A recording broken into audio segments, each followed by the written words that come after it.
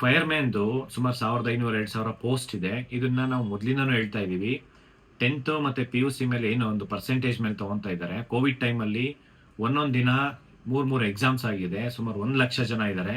ಇದನ್ನ ಪರ್ಸೆಂಟೇಜ್ ಬಿಟ್ಟು ಈ ಎಕ್ಸಾಮ್ಸ್ರು ರೆಕ್ರೂಟ್ಮೆಂಟ್ ಮಾಡ್ಕೊಳ್ಳಿ ಅಂತೇಳಿ. ಆದರೆ ಇವ್ರು ಕೇಳ್ತಾ ಇಲ್ಲ.